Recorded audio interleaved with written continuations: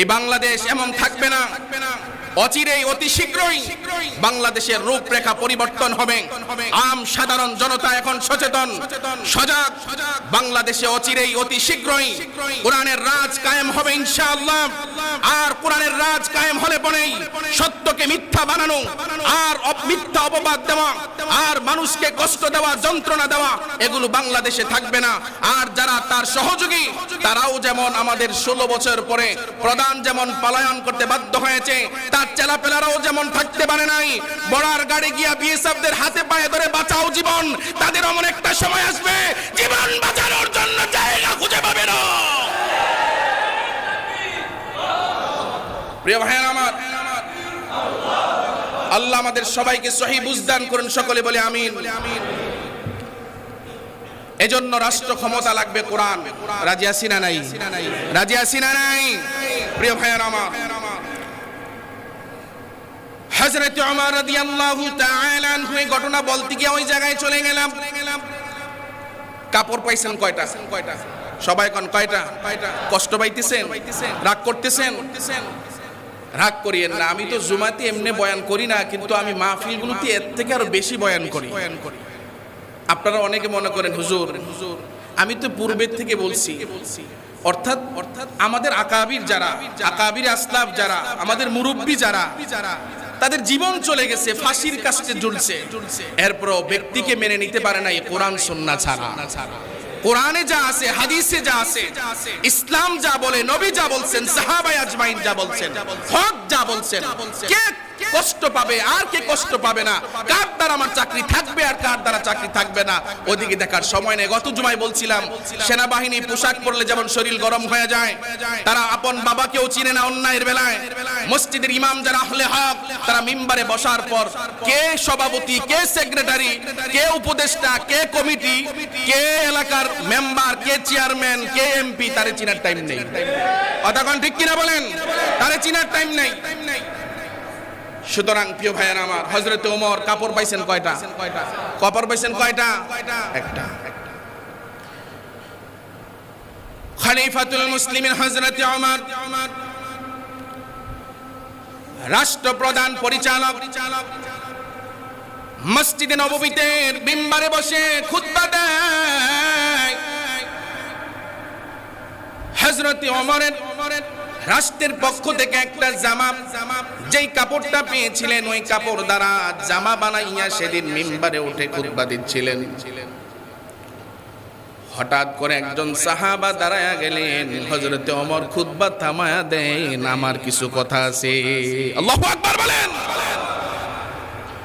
হযরত ওমর রাদিয়াল্লাহু তাআলা আনহু খুতবা বন্ধ করে দিলেন। বলেন আপনার কি কথা, কি শুনি, পরে খুতবা হবে, বলেন আপনার কি কথা আছে। ওই লোকটা দাঁড়ায় বললেন, খলিফাতুল মুসলিমিন, রাষ্ট্রের পক্ষ থেকে সবাইকে একটা করে জামা দেওয়া হয়েছে,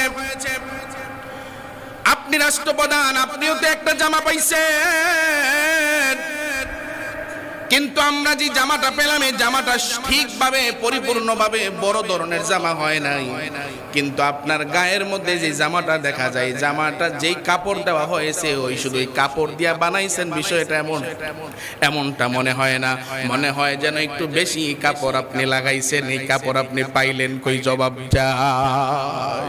আল্লাহু আকবার কয় না? সাধারণ মানুষ সে ডাক দিয়া বলেন, আজকে তো আমরা টাকাওয়ালা দেখলে, ক্ষমতাওয়ালা দেখলে তারে জিজ্ঞেস করার মতো সাহস পাই না, কারণ আমরা হাবুডুবু খাই। কথা কয় না? আমরা ছোট হয়ে থাকি, নিচু হয়ে থাকি, সত্যকে সত্য বলতে পারি না, ন্যায়কে ন্যায় বলতে পারি না, অন্যায়কে অন্যায় বলতে পারি না। আপনার মতো নিমুখ হারাম মুনাফিক পৃথিবীতে নয়, পৃথিবীতে নয়। কয়দিন বাঁচবেন? কয়দিন বাঁচবেন বলেন? হযরত ওমরের সামনে দাঁড়ায় গেলেন খলিফাতুল মুসলিমিন, অবাক হয়ে, হতভম্ব হয়ে, স্তব্ধ হয়ে গেলেন, মিম্বারে বসে গেলেন। বসার পর তার চোখ বেয়ে বেয়ে টপ টপ করে পানি পড়া আরম্ভ হয়ে গেল।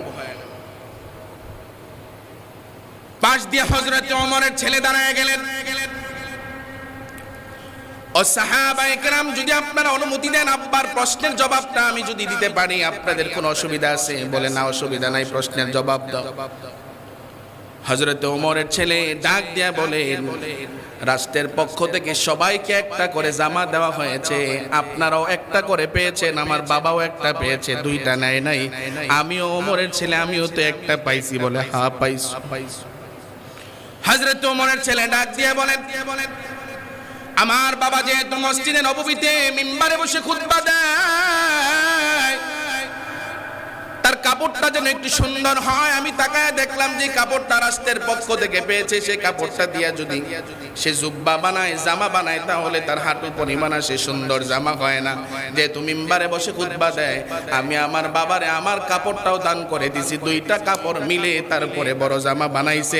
আমার বাবা চুরি করে না, কোনো দুর্নীতি নাই, কোনো চাঁদাবাজি নাই, কোনো টেন্ডারবাজি নাই, মানুষের নামে মিথ্যা অপবাদ রটায়া দেওয়ার মতো কোনো সুযোগ ছিল।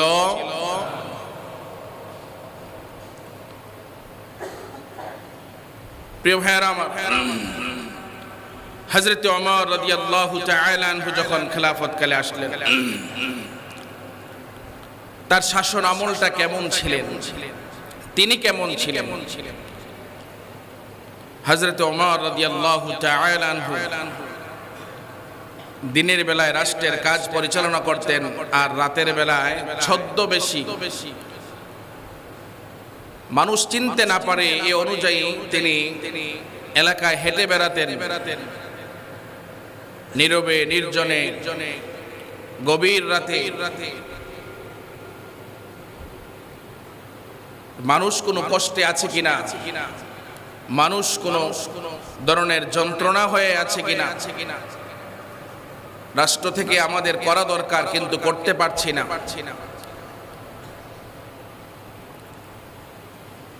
লোকদের মাধ্যমে গোয়েন্দা সংস্থা তো আছে বটেই, তারপরেও নিজের এক জরিপ করার জন্য নিজে বেরিয়ে যেতেন।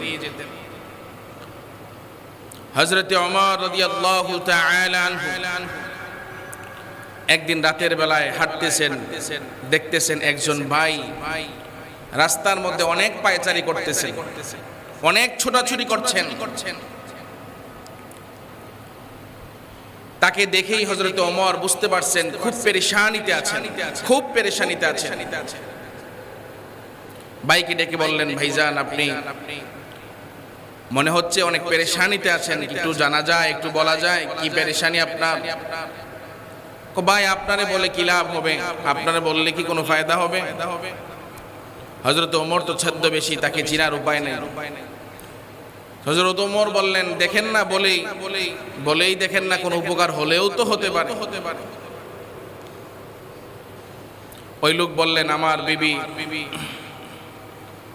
প্রসব বেদনার যন্ত্রণায় অস্থির হয়ে আছে, আমি কোনো ধরনের কাউকে পাচ্ছি না, কোনো ধাত্রী পাচ্ছি না, কোনো নার্স পাচ্ছি না, কাউকে খুঁজে পাচ্ছি না সহযোগিতা করার জন্য।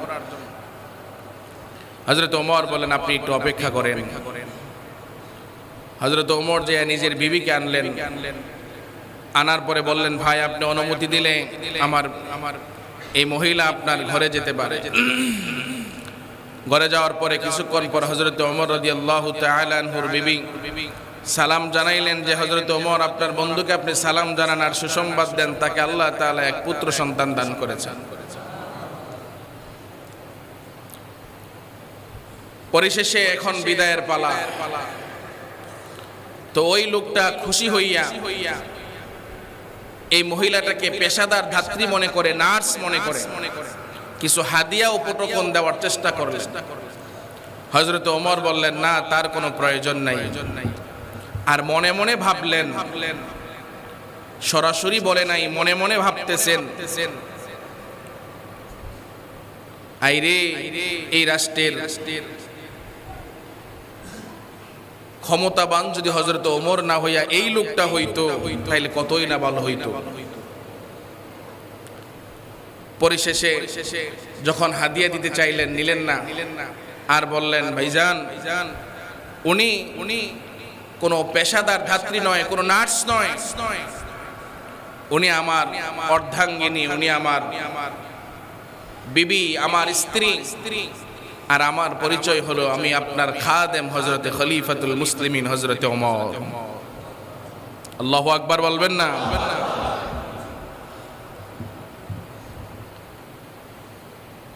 সুতরাং রাষ্ট্রের মালিক হওয়ার পরে যা ইচ্ছা তাই করতে পারে, কিন্তু হযরত ওমর ইচ্ছা করলে অর্ধ পৃথিবীর শাসক যা ইচ্ছা তাই করে নাই।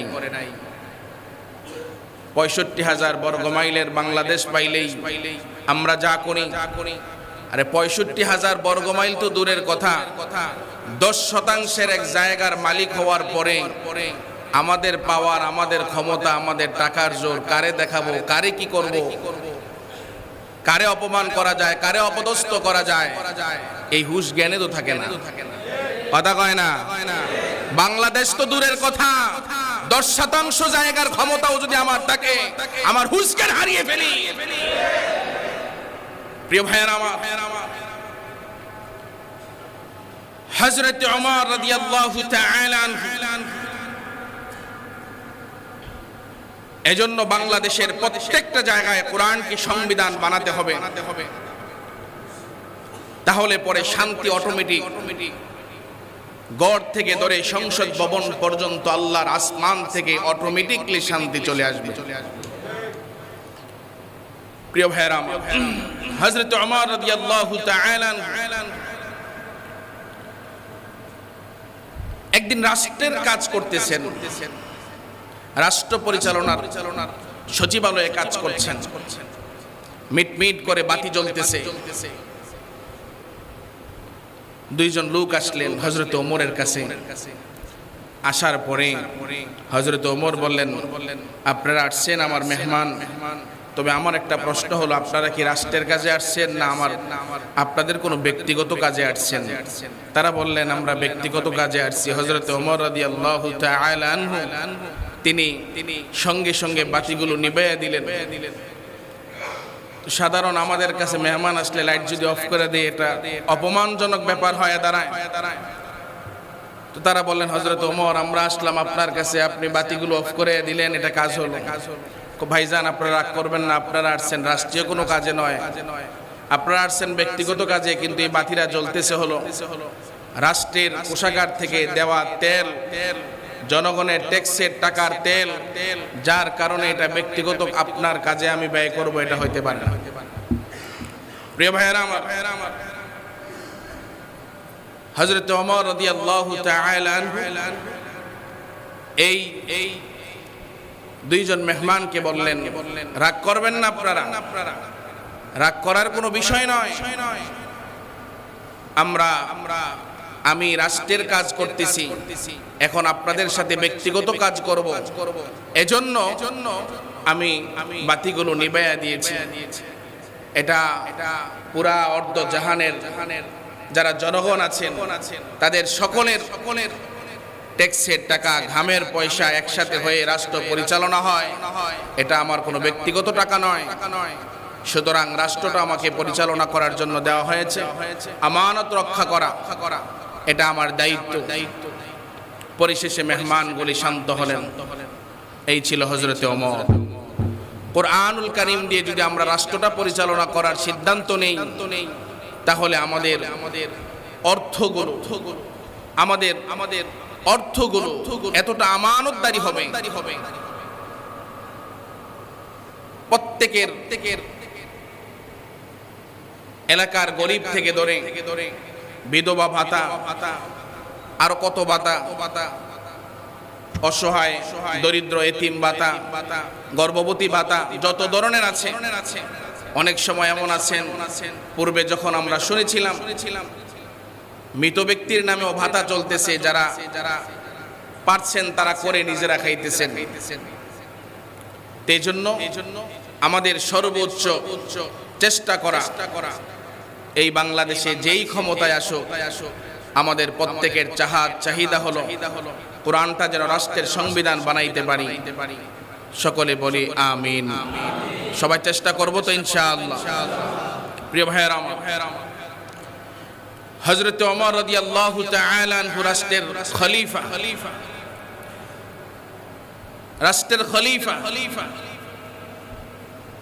রাষ্ট্রের পক্ষ থেকে সবাইকে একটা করে জামা দেওয়া হয়, একটা জামার কাপড় দেওয়া হয়, দর্জি দিয়ে সেলাই করে তারপরে পরিধান করবে, সবাই চলবে। রাষ্ট্রের পক্ষ থেকে, মনে করেন ঈদ উপহার।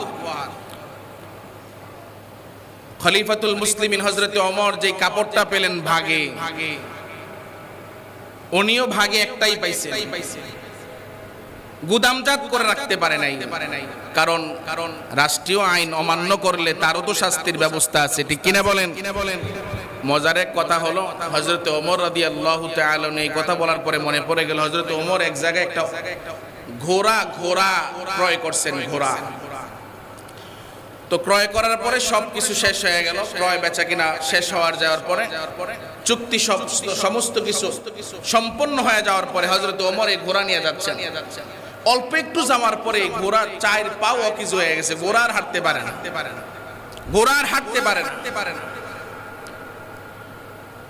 এখন এই ঘোড়া হযরত ওমর নিয়ে আসছে। হযরত ওমর এই ঘোড়া নিয়ে আসছেন। তারপরে যিনি বিক্রেতা তাকে বললেন, ভাই আপনি আমার সাথে এত চিটারি করলেন, বাটপারি করলেন, এই ঘোড়া তো অকিজু, আপনি আমারে অকিজু ঘোড়া ধরায়া দিলেন, এটা আমি নিব না, আমার টাকা ফেরত দেন, আপনার ঘোড়া আপনি নিয়ে যান। হযরত ওমর রাদিয়াল্লাহু তাআলা আনহু তার এই মনের কথা ব্যক্ত করার পরে বিক্রেতা বললেন, দেখেন যখন আপনার কাছে আমি বিক্রি করছি তখন কি এটা অসুস্থ ছিল? এটা তখন কি খারাপ ছিল, হাঁটতে পারে না এমন ছিল? কয় না, এমন ছিল না। কয় তাইলে আমি আমার টাকা ফেরত দিতে পারবো না। হযরত ওমর কয় আমি মানি না, তাইলে চলেন বিচারে, চলেন আদালতে যাই। কে কয়? হযরত ওমর, খলিফাতুল মুসলিমিন হযরত ওমর। চলেন আদালতে যাই, আদালতে যাই বিচার চাই। আপনি সাধারণ জনগণ, আপনি সাধারণ একজন বিক্রেতা, আর আমি খলিফাতুল মুসলিমিন। আমি ঘোড়া নিয়েছি আপনার কাছে, এক থাপ্পড়েই তো আপনাকে বিদায় করে দেওয়ার কথা, ঠিক কিনা বলেন? কিন্তু হযরত ওমর কয় না, আমি বিচার চাই, আমি ক্ষমতার বড়াই দেখাইতে চাই না। নিয়ে গেলেন বিচারে।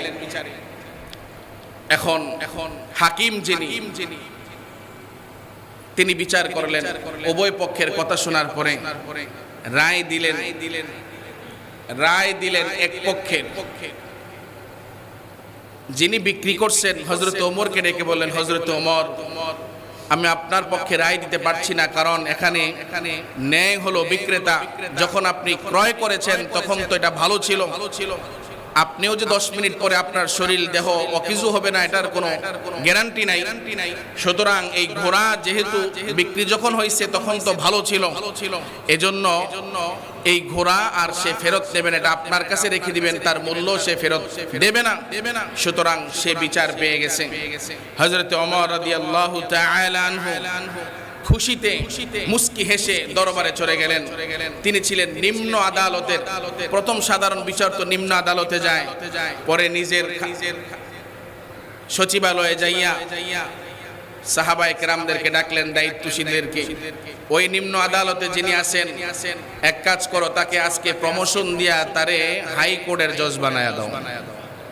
কারণ যেই লোকটা খলিফাতুল মুসলিমিন হযরত ওমরের বিরুদ্ধে কথা বলতে পারে, তার ভিতরে অবশ্যই ন্যায়ের পক্ষে থাকার মতো দুঃসাহস আছে। কথা কোন ঠিক কিনা?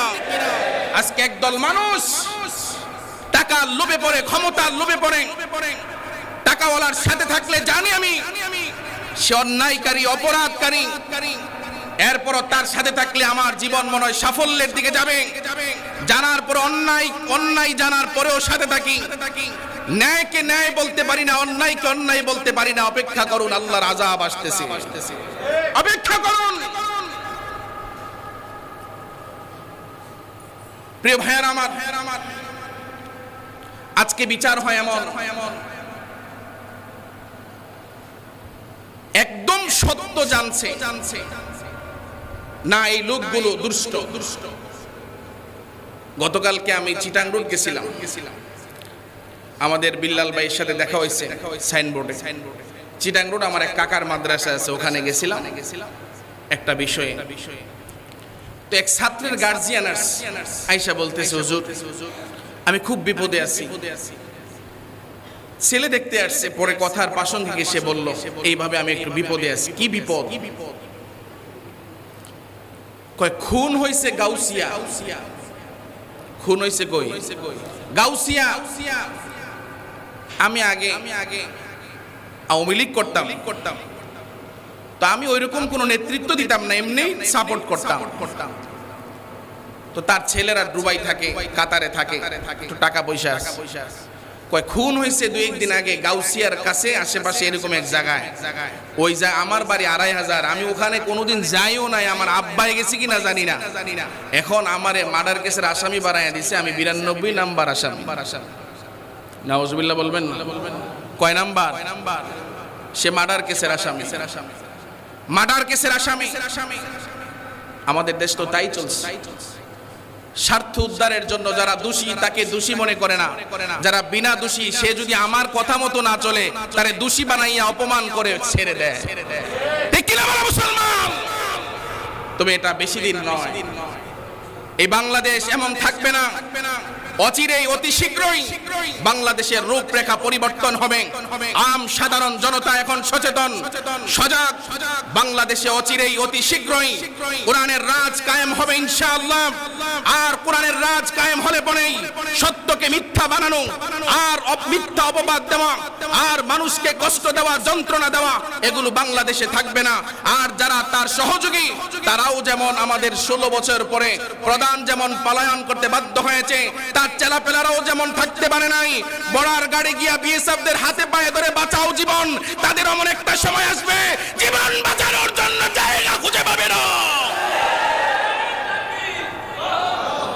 প্রিয় ভাইয়েরা আমার, আল্লাহ আমাদের সবাইকে সহি বুঝদান করুন, সকলে বলে আমিন। এজন্য রাষ্ট্র ক্ষমতা লাগবে কোরআন। রাজি আছি না নাই? রাজি আছি না নাই? প্রিয় ভাইয়েরা আমার, হযরত ওমর রাদিয়াল্লাহু তাআলা আনহু এই ঘটনা বলতে গিয়ে ওই জায়গায় চলে গেলাম। কাপড় পাইছেন কয়টা? সবাই কোন কয়টা? কষ্ট পাইতেছেন? রাগ করতেছেন? রাগ করিয়েন না। আমি তো জুমাতে এমনি বয়ান করি না, কিন্তু আমি মাহফিলগুলোতে এর থেকে আরো বেশি বয়ান করি। আপনারা অনেকে মনে করেন হুজুর আমি তো পূর্বের থেকে বলছি, অর্থাৎ আমাদের আকাবির যারা, আকাবির আসলাফ যারা, আমাদের মুরব্বী যারা, তাদের জীবন চলে গেছে, ফাঁসির কাছে ঝুলছে, এরপরও ব্যক্তিকে মেনে নিতে পারে না এই কোরআন সুন্নাহ ছাড়া। কোরআনে যা আছে, হাদিসে যা আছে, ইসলাম যা বলে, নবী যা বলছেন, সাহাবায়ে আজমাইন যা বলছেন, হক যা বলছেন, কে কষ্ট পাবে আর কে কষ্ট পাবে না, কার দ্বারা আমার চাকরি থাকবে আর কার দ্বারা চাকরি থাকবে না, ওদিকে দেখার সময় নেই। গত জুমায় বলছিলাম সেনাবাহিনী পোশাক পরলে যেমন শরীর গরম হয়ে যায়, তারা আপন বাবাকেও চিনে না অন্যায়ের বেলায়। মসজিদের ইমাম যারা আহলে হক, তারা মিম্বারে বসার পর কে সভাপতি, কে সেক্রেটারি, কে উপদেষ্টা, কে কমিটি, কে এলাকার মেম্বার, কে চেয়ারম্যান, কে এমপি, তারে চিনার টাইম নেই। কথা কোন ঠিক কিনা বলেন? তারে চিনার টাইম নেই। সুতরাং প্রিয় ভাইয়েরা আমার, হযরত ওমর কাপড় পাইছেন কয়টা? কাপড় পাইছেন কয়টা? একটা। খলিফাতুল মুসলিমিন হযরত ওমর রাষ্ট্রপ্রধান, পরিচালক, মসজিদে নববীতে মিম্বারে বসে খুতবা দেয়। হযরত ওমরের রাষ্ট্রের পক্ষ থেকে একটা জামা, যেই কাপড়টা পেয়েছিলেন ওই কাপড় দ্বারা জামা বানাইয়া সেদিন মিম্বারে উঠে খুতবা দিচ্ছিলেন। হঠাৎ করে একজন সাহাবা দাঁড়ায়া গেলেন, হযরত ওমর খুতবা থামায়া দেন, আমার কিছু কথা আছে। আল্লাহু আকবার বলেন। হযরত ওমর রাদিয়াল্লাহু তাআলা খুতবা বন্ধ করে দিলেন। বলেন আপনার কি কথা, কি শুনি, পরে খুতবা হবে, বলেন আপনার কি কথা আছে। ওই লোকটা দাঁড়ায় বললেন, খলিফাতুল মুসলিমিন রাষ্ট্রের পক্ষ থেকে সবাইকে একটা করে জামা দেওয়া হয়েছে, আপনি রাষ্ট্রপ্রধান, আপনিও তো একটা জামা পাইছেন, কিন্তু আমরা যে জামাটা পেলাম এই জামাটা ঠিকভাবে পরিপূর্ণভাবে বড় ধরনের জামা হয় নাই, কিন্তু আপনার গায়ের মধ্যে যে জামাটা দেখা যায়, জামাটা যেই কাপড় দেওয়া হয়েছে ওই শুধু এই কাপড় দিয়া বানাইছেন, বিষয়টা এমনটা মনে হয় না, মনে হয় যেন একটু বেশি কাপড় আপনি লাগাইছেন, এই কাপড় আপনি পাইলেন কই, জবাব যায়। আল্লাহু আকবার কয় না? সাধারণ মানুষ সে ডাক দিয়া বলেন, আজকে তো আমরা টাকাওয়ালা দেখলে, ক্ষমতাওয়ালা দেখলে তারে জিজ্ঞাসা করার মতো সাহস পাই না, কারণ আমরা হাবুডুবু খাই। কথা কয় না। আমরা ছোট হয়ে থাকি, নিচু হয়ে থাকি, সত্যকে সত্য বলতে পারি না, ন্যায়কে ন্যায় বলতে পারি না, অন্যায়কে অন্যায় বলতে পারি না। আপনার মতো নিমুখ হারাম মুনাফিক পৃথিবীতে নয়, পৃথিবীতে নয়। কয়দিন বাঁচবেন, কয়দিন বাঁচবেন বলেন। হযরত ওমরের সামনে দাঁড়ায় গেলেন খলিফাতুল মুসলিমিন, অবাক হয়ে হতভম্ব হয়ে স্তব্ধ হয়ে গেলেন, মিম্বারে বসে গেলেন। বসার পর তার চোখ বেয়ে বেয়ে টপ টপ করে পানি পড়া আরম্ভ হয়ে গেল। পাশ দিয়ে হযরত ওমরের ছেলে দাঁড়ায় গেলেন। ও সাহাবায়ে কেরাম, যদি আপনারা অনুমতি দেন আব্বার প্রশ্নের জবাবটা আমি যদি দিতে পারি, আপনাদের কোনো অসুবিধা আছে? বলে না, অসুবিধা নাই, প্রশ্নের জবাব দাও। হযরত ওমরের ছেলে ডাক দিয়া বলেন, রাষ্ট্রের পক্ষ থেকে সবাইকে একটা করে জামা দেওয়া হয়েছে, আপনারাও একটা করে পেয়েছেন, আমার বাবাও একটা পেয়েছে, দুইটা নেয় নাই। আমিও ওমরের ছেলে, আমিও তো একটা পাইছি। বলে হ্যাঁ পাইছি। হযরত ওমরের ছেলে ডাক দিয়ে বলেন, আমার বাবা যেহেতু মসজিদে নববীতে মিম্বারে বসে খুতবা দেয়, তার কাপড়টা যেন একটু সুন্দর হয়। আমি তাকায় দেখলাম যে কাপড়টা রাষ্ট্রের পক্ষ থেকে পেয়েছে, সেই কাপড়টা দিয়া যদি সে জুব্বা বানায়, জামা বানায়, তাহলে তার হাঁটু পরিমাণ সে সুন্দর জামা হয় না। যেহেতু মিম্বারে বসে খুতবা দেয়, আমি আমার বাবারে আমার কাপড়টাও দান করে দিছি, দুইটা কাপড় মিলে তারপরে বড় জামা বানাইছে।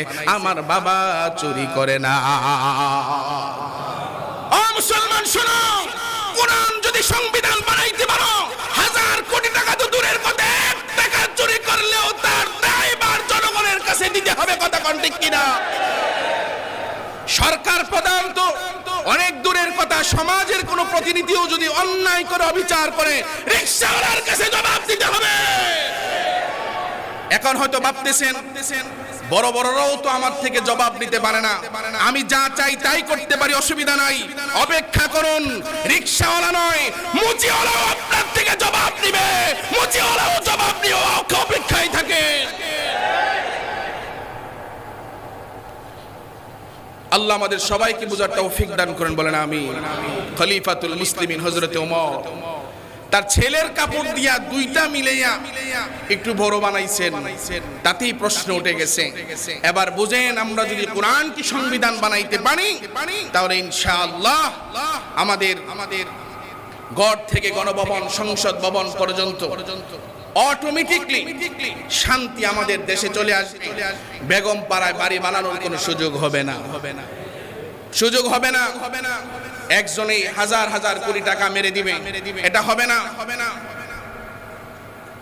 প্রিয় ভাইয়ের আমার, এজন্য শান্তি যদি চাই, শান্তির পথ যদি চাই, অশান্তি থেকে দূরে থাকতে চাই, তাইলে আমাদের একমাত্র কেবলমাত্র শুধুমাত্র কোরআনকে সংবিধান মেনে নিতে হবে, তার বিকল্প আর কিছু নাই। আল্লাহ তাআলা আমাদের সবাইকে সহি সমঝ দান করুন, সকলে বলে আমিন। প্রিয় ভাইয়েরা আমার, সকলের প্রতি আকুল আবেদন, এক আরজি, ইনশাআল্লাহ অতি শীঘ্রই আমি আপনাদেরকে এক সুসংবাদ দেব। যারা এই সুসংবাদের অপেক্ষায় আছেন, অতি শীঘ্রই আমি আপনাদেরকে এই সুসংবাদটা দেব ইনশাআল্লাহ। তবে সেই সুসংবাদটা দেওয়ার আগ পর্যন্ত আপনাদেরকে আমি হাত জোর করে বলছি, যাদের মাথার গাম পায়ে পড়ে পরিশ্রমের বিনিময়ে অনেক কিছু হয়েছে, অনেক কিছু করেছে, এক সময় ব্যক্তি কেন্দ্রিক ভালো লাগা না লাগা, অথবা তার বক্তব্য আমি আর আপনি হজম না করা, সব কিছু মিলিয়ে তার ব্যাপারে ষড়যন্ত্র করে কোন ধরনের মিথ্যা অপবাদের জাল তৈরি না করে আমার যা হয়েছে তো হয়েছে, সামনে আমার সুসংবাদটা দেওয়ার আগ পর্যন্ত অতি শীঘ্রই, অতি অচিরেই, অল্প কয়েকদিনের মধ্যেই সুসংবাদটা আপনাদেরকে আমি দেব। তবে সুসংবাদের আগে আর দ্বিতীয় কোন ধরনের মিথ্যা অপবাদের জাল যারা বুনতেছেন, বুনার চেষ্টা করেছেন, এখানেই থাকেন, সামনে অগ্রসর হবেন না।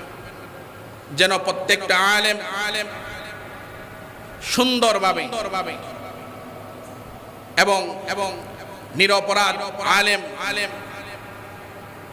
অন্যায়বিহীন তাদেরকে ব্যক্তিকেন্দ্রিকের কারণে বিনা কারণে দোষী বানাইয়া তাকে হেনস্থা করা, এরকম মন মানসিকতা যাদের, এগুলো বাদ দিয়ে দেন। এগুলো বাদ দিয়ে সুন্দর থাকেন এবং অচিরেই আপনাদেরকে সুসংবাদ দেব। সুসংবাদের আগ পর্যন্ত হাতে ধরি, পায়ে ধরি। আল্লাহর হস্তে আমি 3 বছর এখানে খুতবা দিচ্ছি, কখনো ব্যক্তি কেন্দ্রিক কথা বলি নাই, দল কেন্দ্রিক কথা বলি নাই। আমরা কথা বলেছি কোরআন সুন্নাহ অনুযায়ী। এই কথাটা মনে করেন আমরা যখন কথা বলি সুদ নিয়া, যে সুদ খায় তার গায়ে লাগবে এটাই স্বাভাবিক, যে ঘুষ খায় তার গায়ে লাগবে এটাই স্বাভাবিক, যে চাঁদাবাজি করে তার গায়ে লাগবে এটাই স্বাভাবিক। যারা সামান্য কোনো দায়িত্ব পাওয়ার পরে, সামান্য সদস্য হওয়ার পরে, আগে সদস্য নাই এখন একটু সদস্য হওয়ার পরে, পাওয়ার পরে তাদের মতা অনুযায়ী না চলা, তাদের কথা অনুযায়ী কাজ না করা, এরকম তাদের বিরুদ্ধে কথা বললে, যদি কোনো ধরনের এরকম কথা হয় তো তাদের পক্ষে না গেলে দিলের ভিতরে কষ্ট লাগবে, এটাই স্বাভাবিক। এজন্য আপনাদের কাছে আকুল আবেদন, বিশেষ আরজি হলো এই পূর্ব ইসদাইর নারায়ণগঞ্জ ফতুল্লাহ, পূর্ব ইসদাইর বুড়ির দোকান বাইতুল মুবারক কেন্দ্রীয় জামি মসজিদের যেন কোনো ধরনের সুনাম অক্ষুণ্ণ থাকে, বিনষ্ট না হয়। সমাজবাসী যেন এক আর ঐক্য হয়ে চলতে পারে, ওই পথেই হাঁটতেছি, চলতেছি, চলার চেষ্টা করতেছি। আল্লাহ যেন তৌফিক দান করে। আমরা সবাই ধৈর্য ধারণ করব ইনশাআল্লাহ। অচিরেই অতি শীঘ্রই আপনাদেরকে সুসংবাদ দেব। তবে এর আগ পর্যন্ত আপনাদের কাছে হাতে পায়ে ধরে বলি, কোনো ধরনের যে এমন ইচ্ছাকৃতভাবে অপমানজনক কোনো ব্যাপার যেন আমাদের সামনে না দাঁড়ায়, যেটা লাঞ্ছনাকর, অপমানকর এবং পুরো এলাকাবাসী লজ্জিত হয়, এরকম যেন না হয়। আল্লাহ আমাদের সবাইকে তৌফিক দান করুন। আল্লাহ আমাদের বুঝার তৌফিক দান করুন। আল্লাহ আমাদের সবাইকে এক আর ঐক্য হয়ে চলার তৌফিক দান করুন। ইকামতে দ্বীনে কাজ করার তৌফিক দান করুন। আল্লাহ তাআলা আমাদের সবাই দিলগুলো পরিষ্কার করে দিন, সবাই যেন মিলেমিশে চলতে পারি। আল্লাহ তাআলা আমাদের সবাইকে আল্লাহ তাআলার খাঁটি গোলাম হওয়ার তৌফিক দান করুন। সকলে বলে আমিন। ওয়া আখিরি দাওয়ানা আলহামদুলিল্লাহি রাব্বিল আলামিন।